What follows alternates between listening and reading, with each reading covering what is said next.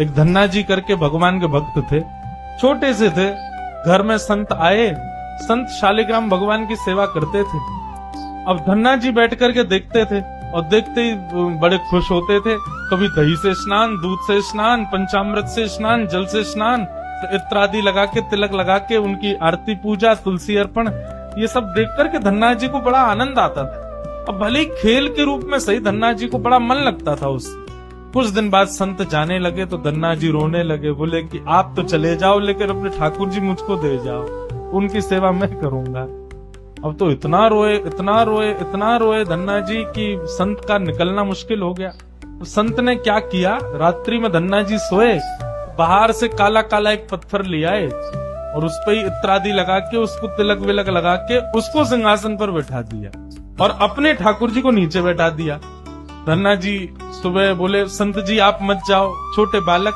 संत बोले, अच्छा देखो, अंदर आओ मंदिर में। मंदिर में गए तो बोले, देखो वो तो सिंहासन पर ठाकुर जी बैठे और नीचे हमारे ठाकुर जी बैठे, बताओ तुमको कौन से चाहिए। धन्ना जी बोले, मैं तो सिंहासन वाले लूंगा, बड़े वाले ठाकुर जी मेरे। बोले ठीक है, तो उनकी सेवा करो, अब हमको जाने दो। अपने शालिग्राम जी को लेकर के संत चले गए। अब धन्ना जी उस पत्थर की सेवा करते हैं, असली शालिग्राम तो संत अपने संग ले गए, लेकिन धन्ना जी इतने भाव से सेवा करते थे। महाराज लाल तिलक लगाने के लिए माँ ने रोली नहीं दिलाई तो ईंट ले आए, ईंट को घिस करके उसी से लाल लाल रोली बना दी, वही लगाते। भोग धराने के लिए फल तोड़ लाते। मतलब सेवा की व्यवस्था नहीं होती थी तो धन्ना जी कैसे ना कैसे करके करते थे। छोटे से बालक हैं, खेल खेल में सेवा करते थे। मैं संत किसी और के घर में आए तो धन्ना जी वहां जाके अपनी सब सेवा बताते, मैं ऐसे ऐसे करता हूँ। संत बोले, भोग नहीं लगाते अपने ठाकुर जी का? बोले भोग। बोले तुमको भूख लगती है? बोले हाँ, ऐसे ठाकुर जी को भी भोग लगाना चाहिए ना। छोटे बालक को ऐसे ही समझा दिया। अब तो धन्ना जी ने माँ से आज बढ़िया खिचड़ी बनवाई, कढ़ी बनवाई, रोटी सब्जी बनवाई और भोग लगा के ले गए ठाकुर जी के पास। संत ने बताया था पर्दा करके भोग लगाना, पर्दा लगा दिया, भोग ठाकुर जी के सामने धर दिया। धन्ना जी बार बार पर्दे में से देखें, खा ही नहीं रहे, ठंडा हो जाएगा भोग।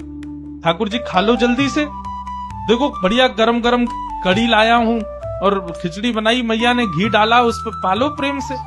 बहुत देर हो गई, ठाकुर जी नहीं पाए तो धन्ना जी वहीं लेट गए। बोले आप नहीं पाओगे तो मैं भी नहीं पाऊंगा, मैं भी भूखा ही रहूंगा फिर। अब इतना सहज सरल प्रेम धन्ना जी का, भूखे प्यासे धन्ना जी पड़े हैं नीचे, छोटा सा बालक है, ठाकुर जी से देखा नहीं गया। इतने में ही महाराज लेट गए धन्ना जी, उनको चटकारों की आवाज आने लगी। चटकारे जैसे कोई